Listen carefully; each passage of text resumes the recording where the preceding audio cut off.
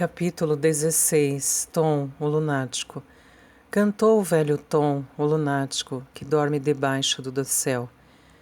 Que mudança desviou meus pensamentos, e olhos que tinham uma visão tão perspicaz. O que transformou em pavio fumegante a pura luz imutável da natureza. W.B. Yeats. Li em algum lugar que uma pessoa nunca vai saber quem realmente é, a não ser que priorize o que ama. Sempre amei duas coisas acima de tudo, e a partir dessas duas coisas formei minha identidade. Uma identidade surgiu daquilo que meu avô me ensinou. Estava envolvida em seu amor por mim, nosso amor um pelo outro e a vida que tivemos juntos. Minha outra identidade se formou a partir do meu amor por contar histórias. Tornei-me uma autora obcecada por ganhar dinheiro, entrar nas listas de mais vendidos e estar sempre pensando no próximo romance. Perdi uma identidade quando perdi meu avô e agora tinha perdido a outra. Eu não era mais Anne Gallagher, a autora de best-sellers do New York Times. Eu era Anne Gallagher, nascida em Dublin, viúva de Declan, mãe de Ewen, amiga de Thomas. Assumi várias identidades que não eram minhas, e elas começaram a me irritar e desgastar, mesmo quando eu me esforçava ao máximo para usá-las bem. Nas semanas que se seguiram, Thomas manteve distância, me evitando quando era possível, e permanecendo educadamente reservado quando não era. Tratava-me como a Anne de Declan novamente, embora soubesse que eu não era. Contei a ele uma verdade que ele não podia aceitar. Então ele me envolveu com firmeza no papel dela, recusando-se a me colocar em outro. Às vezes eu o pegava me olhando como se eu estivesse morrendo de uma doença incurável, com um semblante abatido e triste. Thomas voltou a Dublin e trouxe um Robbie O'Toole curado de volta a Garva Gleb. Ele tinha um tapa-olho sobre o olho que havia perdido, uma cicatriz na lateral da cabeça e uma leve fraqueza no lado esquerdo. Movia-se lentamente como um jovem que havia envelhecido. Seus dias de contrabando de armas e emboscadas de Thames haviam ficado para trás. Ninguém falou de Liam ou das armas desaparecidas, mas o potro enfim nasceu, tornando todos nós honestos.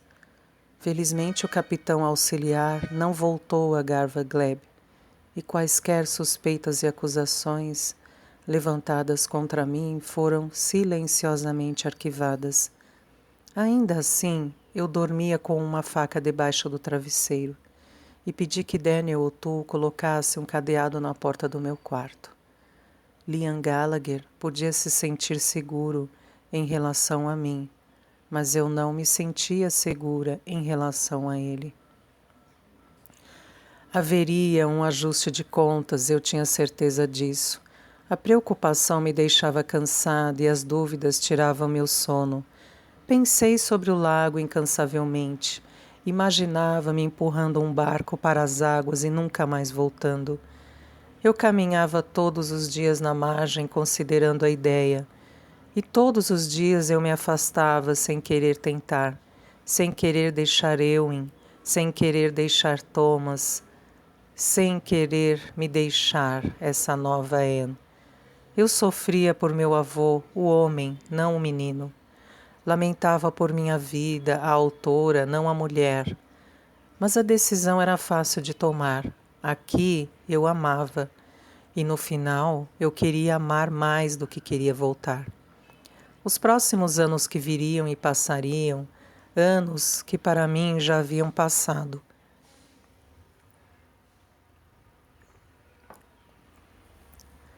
Pesavam muito sobre mim também.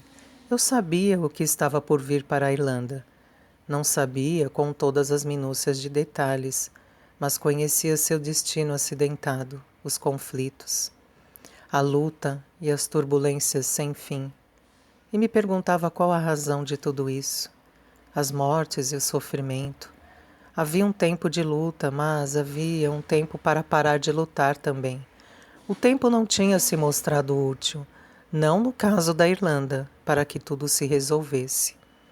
Éowyn era a luz no túnel sempre escuro, que se fechava ao meu redor, mas até mesmo essa alegria era ofuscada pela verdade. Amá-lo não era desculpa para mentir para ele. Eu era uma impostora. E toda a minha devoção não mudava a realidade. Minha única defesa era que eu não tinha a intenção de prejudicar ou enganar. Eu era vítima das circunstâncias improváveis, impossíveis, inevitáveis, e só podia tirar o melhor proveito disso. Eu preenchemos vários livros com expedições e aventuras a lugares longínquos. Thomas fez a conexão entre minha confissão em Dublin e as histórias de Éowyn. Eu entrara em um barco em Laugil e fora parar em outro mundo, assim como o pequeno Éowyn em suas histórias.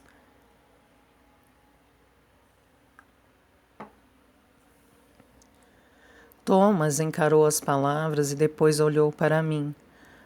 Uma luz de compreensão inundando seu rosto. Depois disso, sumiu e só voltou para ilustrar as histórias quando eu e Éowyn já tínhamos ido dormir. Quando não estávamos escrevendo histórias, comecei a ensinar Éowyn a dizer as horas e a ler e a escrever. Ele era canhoto assim como eu. Ou talvez eu fosse canhota assim como ele. Mostrei a ele como segurar o lápis e formar as letras em pequenas fileiras para que ele estivesse pronto quando começasse a escola, o que aconteceria antes que nós dois gostaríamos. Na última segunda-feira de setembro, Thomas, Éowyn e eu caminhamos em silêncio até a escola, Éowyn arrastando os pés, insatisfeito com nosso destino. Você não pode me ensinar em casa, mãe?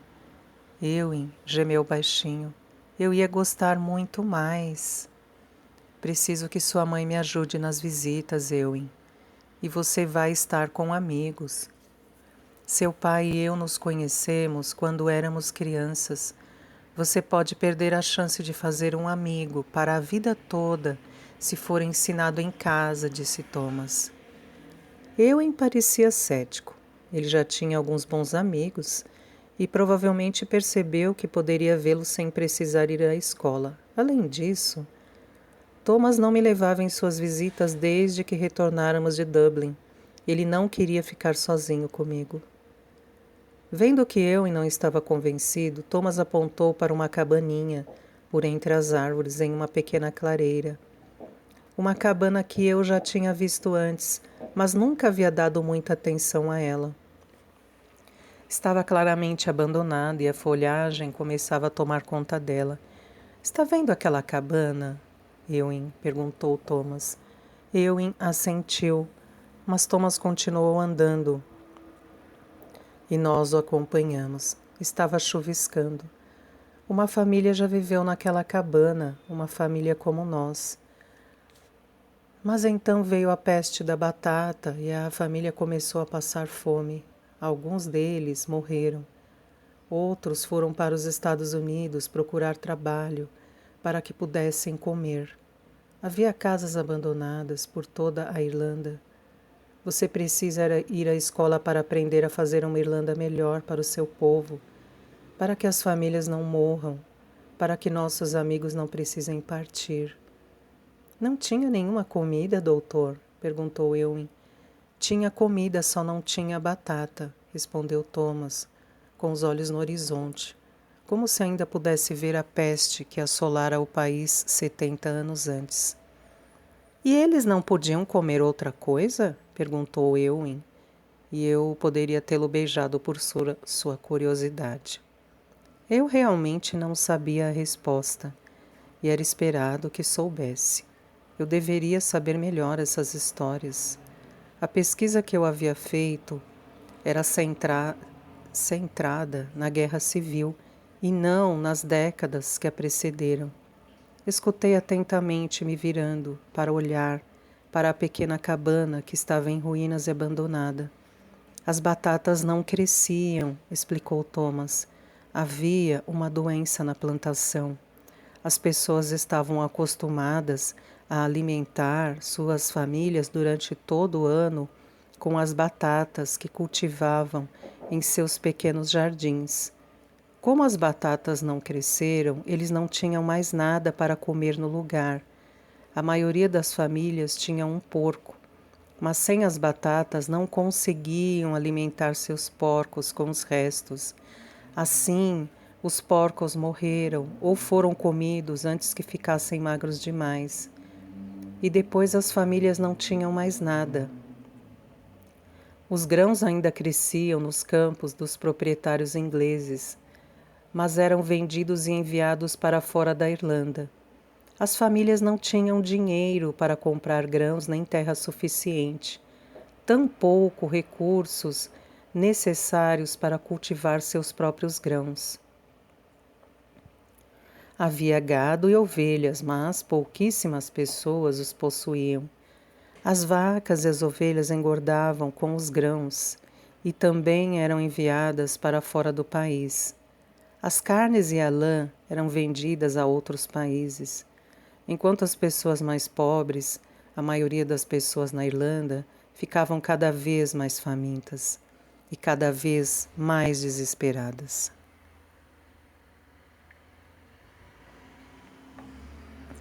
As pessoas não podiam roubar, disse eu, hesitante. Eu roubaria comida se Nana estivesse com fome. Isso porque você a ama muito e não ia querer vê-la sofrer. Mas roubar não é a solução. E qual era a solução? Perguntei baixinho, como se fosse uma pergunta filosófica, um desafio, e não uma indagação verdadeira.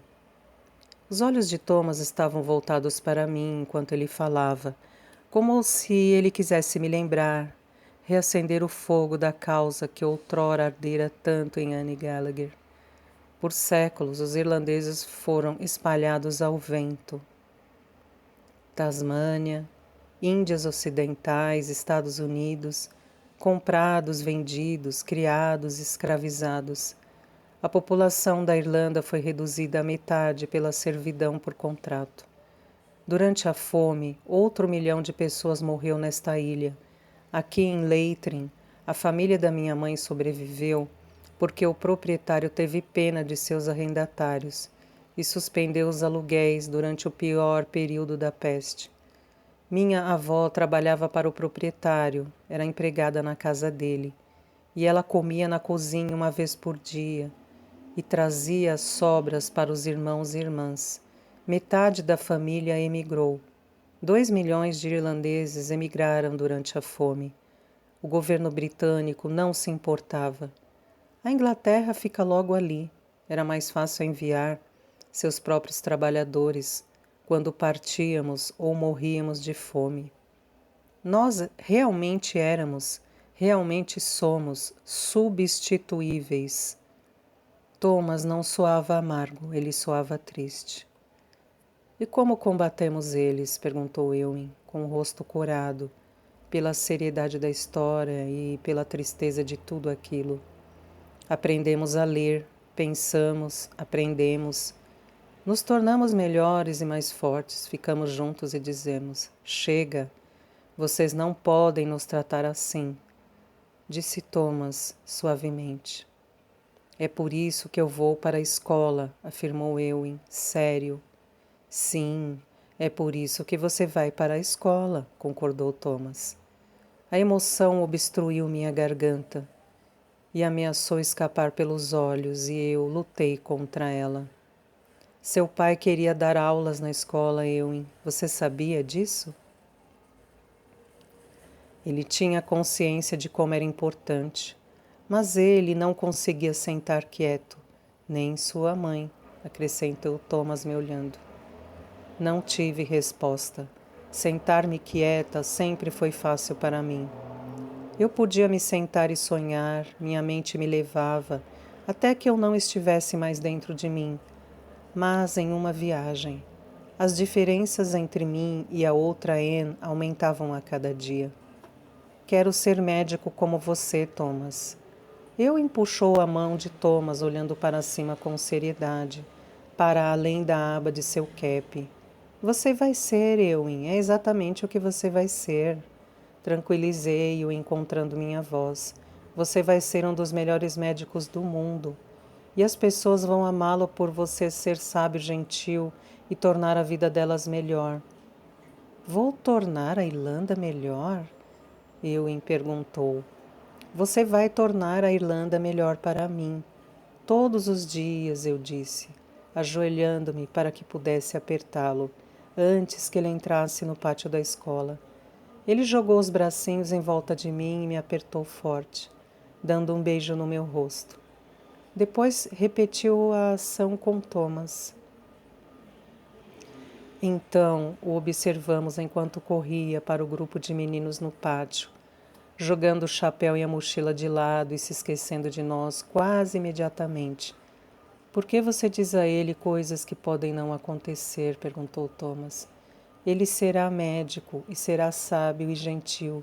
Ele vai crescer e se tornar um homem maravilhoso. Respondi, me emocionando mais uma vez. Ah, Condessa, suspirou Thomas. Meu coração saltou com a ternura. Ele se virou e começou a descer a rua, lançando um último olhar para a pequena escola e para os cabelos brilhantes de Ewing, e eu fiz o mesmo. Não é difícil acreditar que ele vai ser esse homem. Afinal, ele é filho de Declan, comentou Thomas enquanto caminhávamos. Ele é mais seu filho que de Declan. Ele pode ter o sangue de Declan, mas tem o seu coração e a sua alma. Não diga isso, protestou Thomas, como se a ideia fosse uma traição. É verdade.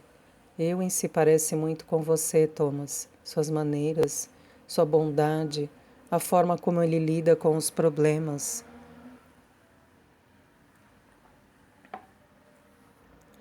Ele é seu. Thomas balançou a cabeça, resistindo. Sua lealdade exigia que ele não recebesse nenhum crédito. Você se esqueceu de como Declan era, Anne? Ele era a personificação da luz, assim como Ewing. Não posso esquecer o que nunca conheci, Thomas. Relembrei-o suavemente. Senti-o estremecer e engoli a frustração de volta para meu peito. Caminhamos em silêncio por vários minutos. Suas mãos enfiadas nos bolsos, seu olhar no chão. Mantive os braços cruzados, o olhar para a frente, mas estava atenta a cada passo que ele dava e a cada palavra que queria dizer. Quando ele finalmente falou, foi como se uma barreira estourasse.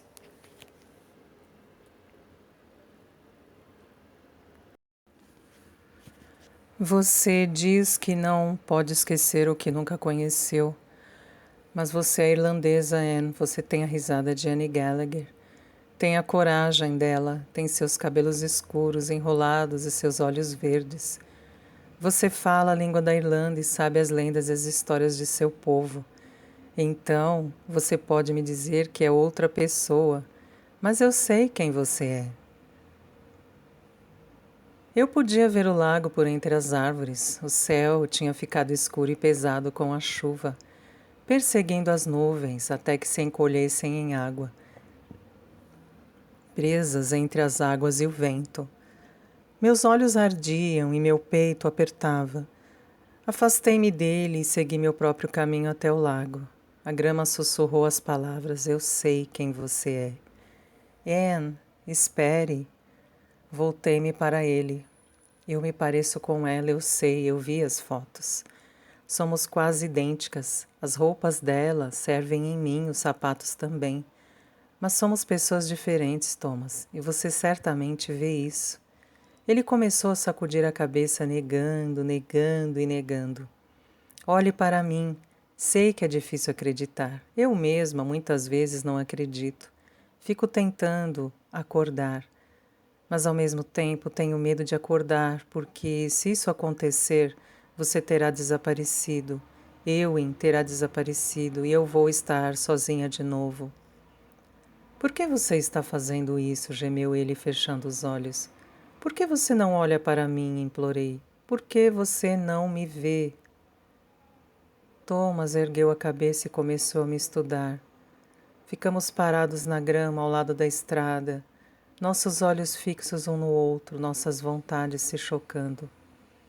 Então ele deu um longo suspiro e colocou as mãos nos cabelos, virando-se de costas para mim e retornando depois, ainda mais perto, como se quisesse me beijar, me sacudir, me fazer desistir. Eu me sentia como ele. Seus olhos estão diferentes do que me lembram, um verde diferente. O verde do mar em vez do verde da grama. E seus dentes estão mais retos, sussurrou ele. Minha bisavó não tivera o luxo de usar aparelhos caros. Thomas fixou o olhar em minha boca e engoliu em seco. Em seguida tocou meu lábio superior e tirou a mão imediatamente. Quando falou de novo, sua voz estava mais suave e relutante, como se estivesse admitindo algo doloroso. A Anne de Declan tinha uma lacuna entre os dentes da frente.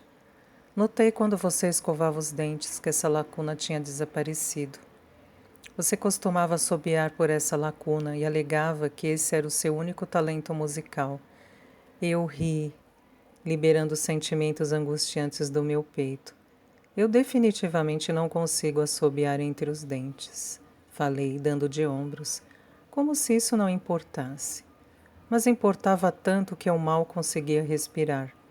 Você tem a mesma risada, a risada de Ewen, continuou Thomas, mas tem a firmeza de Declan também. É realmente estranho, como se ambos tivessem voltado em você. E eles voltaram, Thomas, você não entende. Seu rosto tremeu de emoção e ele balançou a cabeça de novo, como se fosse muito difícil acreditar e ele não conseguisse assimilar. Mas continuou como se falasse consigo mesmo. Você se parece tanto com a velha Anne. Ele estremeceu, como se não acreditasse que estava mesmo diferenciando uma da outra. Que ninguém jamais duvidaria que você é ela. Mas ela era muito mais afiada. Ele se apegou à palavra como se não conseguisse pensar em uma melhor. E eu me retraí sentindo o rosto ficar quente. Eu sou muito inteligente. É mesmo? Seus lábios se contraíram e o humor afastou a tensão de seu rosto. Senti a indignação queimar na garganta. Ele estava rindo de mim? Não estou falando de sua inteligência, Anne. A velha Anne era afiada em tudo.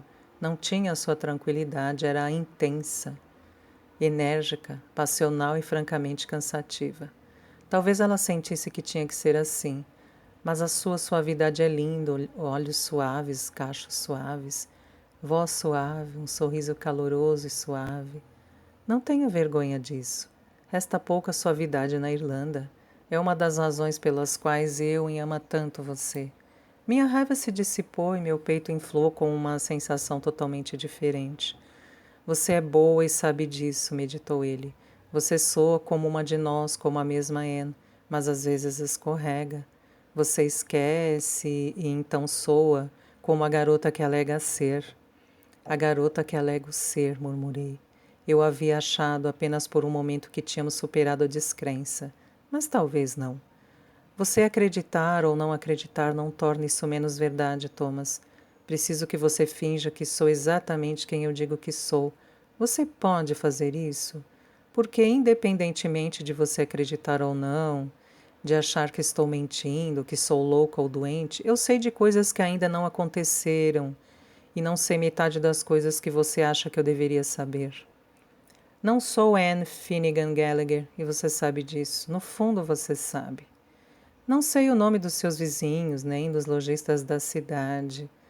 Não sei arrumar meu cabelo, nem usar essas meias infernais, cozinhar, costurar, dançar river dance, pelo amor de Deus.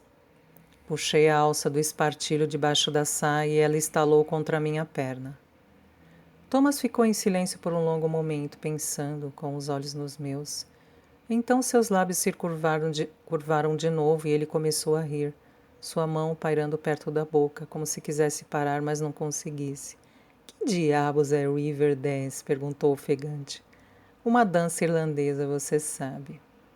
Com os braços esticados para os lados, comecei a chutar com os calcanhares e a arrastar os pés em uma imitação muito pobre de Lord of the Dance. Riverdance, é? Ele gargalhou. Começou a chutar com os calcanhares também, a deslizar o pé e a pisar com as mãos nos quadris, rindo enquanto eu tentava copiá-lo. Mas eu não conseguia. Ele estava maravilhoso, exuberante, descendo a pequena estrada e dançando em direção à casa, como se ouvisse violinos em sua cabeça. O médico taciturno, o desconfiado Thomas, se foi, e quando trovejou e a chuva começou a cair sobre nós, fomos transportados de volta a Dublin para a chuva e a cadeira de balanço, e a intimidade que eu destruí com verdades impossíveis. Não voltamos para casa. Bridget e pelo menos 4 Otto estariam lá. Thomas me puxou para o celeiro, para o cheiro de feno limpo e o relinchar da égua e seu novo bebê. Ele trancou a porta depois que entramos, me apoiou contra a parede e colocou a boca perto da minha orelha. Se você é louca, eu também sou. Vou ser Tom, o lunático. E você pode ser a Jane louca, disse ele. Sorri pelas suas referências a Yeats, ainda que meu pulso estivesse acelerado e meus dedos se enrolassem em sua camisa. A verdade é que eu me sinto louco, tenho enlouquecido lentamente no último mês, disse ele ofegante. Sua respiração bateu em meu cabelo e fez cócegas na minha orelha. Eu não sei o que é certo e o que é errado. Não consigo enxergar além do amanhã ou da próxima semana. Parte de mim ainda está convencida de que você é a Anne de Declan, e me parece completamente errado me sentir do jeito que eu me sinto. Não sou a Anne de Declan, apontei com urgência, mas ele continuou, as palavras saindo de seus lábios tão próximos que virei o rosto para que pudessem roçar minha bochecha. Não consigo imaginar para onde você vai ou onde esteve, mas estou com medo por você e aterrorizado por mim e Eowyn. Então, se você me pedir para parar, Anne, eu paro. Eu me afastarei e farei o meu melhor para ser o que você precisa que eu seja. E quando você se for, farei o meu melhor para explicar tudo a Eowyn. Pressionei a boca em seu pescoço cheio de veias e puxei a pele macia entre meus lábios, querendo marcá-lo, absorver a pulsação que latejava abaixo de sua orelha. Seu coração batia forte sob minhas mãos que pressionavam seu peito, e algo dentro de mim se cristalizou, como se naquele momento uma escolha tivesse sido feita e eu tivesse entrado em um passado que seria meu futuro. Em seguida, sua boca estava na minha e suas mãos seguravam meu rosto, com tanto afã que minha cabeça bateu na parede e os dedos dos meus pés se curvaram e flexionaram, puxando-me para cima na ponta dos pés, para que eu pudesse alinhar meu corpo ao seu. Por longos momentos foi um choque e um deslizar de bocas, que aprendiam a dançar novamente, de línguas que provocavam cantos ocultos e um frenesi que dava lugar ao silencioso fervor. Seus lábios deixaram os meus para aconchegarem-se na base do meu pescoço. Ele se ajoelhou ali, seu rosto voltado para mim, beijando-me por cima da roupa, criando um calor úmido que serpenteava, sussurrava, chamava por ele. Emitia um som que ecoaria na minha cabeça por muito tempo depois de o momento passar, um gemido que implorava por permanência ou conclusão. E ele me puxou para o chão, envolvendo meu tronco, até que eu estivesse deitada debaixo dele. O calor se espalhando da minha barriga para a pressão das nossas bocas e a mistura da nossa respiração. E então ele se moveu contra mim, suave e persistente, até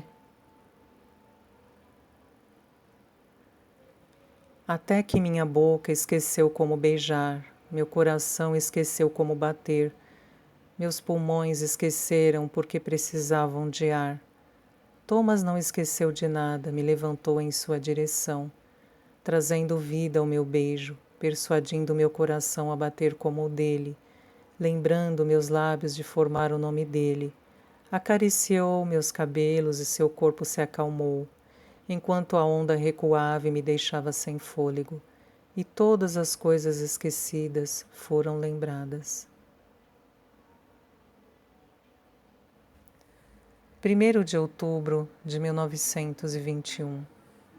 Muitas vezes me perguntei se nós, irlandeses, seríamos quem somos, se os ingleses tivessem simplesmente sido mais humanos, se tivessem sido razoáveis, se tivessem nos permitido prosperar. Fomos despojados de nossos direitos e educados no escárnio. Eles nos trataram como animais e mesmo assim não cedemos. Desde os dias de Cromwell, temos estado sob as botas da Inglaterra e ainda somos irlandeses. Nossa língua foi proibida e ainda assim a falamos. Nossa religião foi eliminada por toda parte e ainda a praticamos. Quando o resto do mundo experimentou uma espécie de reforma, abandonando o catolicismo por uma nova escola de pensamento e ciência, nós não cedemos. Por quê? Porque isso teria significado que os ingleses venceram. Somos católicos porque eles nos disseram que não podíamos ser. O que você tenta tirar de um homem, ele vai querer ainda mais.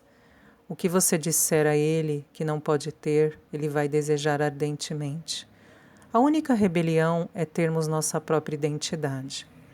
A identidade de Anne é sua própria rebelião, e ela se recusa a abandoná-la. Por um mês me vi em uma briga constante com meu coração, com minha cabeça com ela, ainda que mal lhe tenha dirigido a palavra. Silenciosamente eu chantageei, pedi, implorei, persuadi. E ela se manteve firme, insistente em seu absurdo. Eu disse ao meu coração que não poderia tê-la, e o irlandês dissidente em meu sangue se levantou e disse que ela era minha. No momento em que me rendi, abraçando o impossível, o destino tentou levá-la mais uma vez. Ou talvez o destino tenha simplesmente tirado o véu de meus olhos. Anne estava brincando com eu em perto do lago, entrando e saindo das suaves ondas que se formavam, com a saia levantada de modo que teria chocado Bridget se os tivesse chamado para jantar ela mesma. Levantei-me, querendo apenas olhar para ela por um instante. Desfrutar do brilho de suas pernas claras contra o fundo cinza do lago. Ela fez meu coração doer da melhor maneira possível, e eu a observei dançar com Eowyn, enquanto eles riam sob a luz que se esvaía, seus cachos caindo e suas pernas cheias de energia chutando a água. E em seguida Eowyn com os braços ao redor da bola vermelha que ganhara do Zoltou em seu aniversário, tropeçou e caiu, ralando seus joelhos na areia pedregosa e perdendo a bola. Anne o levantou e eu comecei a descer o barranco, meu devaneio interrompido pelas lágrimas dele. Mas Eowyn estava menos preocupado com seu machucado do que com a bola que flutuava para longe. Ele gritou, apontando, e imediatamente Anne o colocou de volta no chão e correu para recuperá-la antes que estivesse além do alcance. Ela entrou correndo no lago com os joelhos erguidos, segurando a saia para protegê-la do inevitável. A bola flutuava fora de seu alcance. Anne se distanciou um pouco mais, esforçando-se para alcançá-la, e a bola a atraiu ainda mais para o fundo. Comecei a correr, tomado por um medo irracional, gritando para que ela se desistisse da bola. Ela avançou ainda mais, soltando a saia e mergulhando da cintura para baixo, caminhando em direção à esfera vermelha oscilante. Eu estava longe demais. Gritava para ela voltar enquanto corria pela margem, e por um instante sua imagem falhou, como se fosse uma miragem no lago. Era como se eu estivesse olhando através de um vidro, o branco de seu vestido se transformando em névoa, o escuro de seu cabelo se transformando em sombras noturnas. Eowyn começou a gritar. O som ecoou na minha cabeça enquanto eu corria em direção à forma de Anne que se desfazia, gritando para que ela voltasse, para que ficasse. A bola vermelha continuou a boiar para longe, como o sol no horizonte, e eu me atirei na água, em direção ao lugar onde ela estava, tentando alcançar a ínfima sugestão de Anne que ainda permanecia. Meus braços voltavam vazios, gritei seu nome e tentei encontrá-la de novo, insistente, e meus dedos tocaram um pedaço de tecido.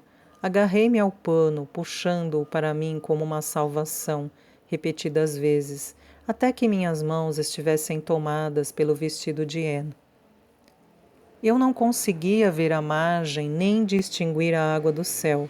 Estava preso entre o agora e o depois, com os pés na areia movediça, envolto em um completo branco. Podia senti-la, suas costas, suas pernas, mas não conseguia vê-la.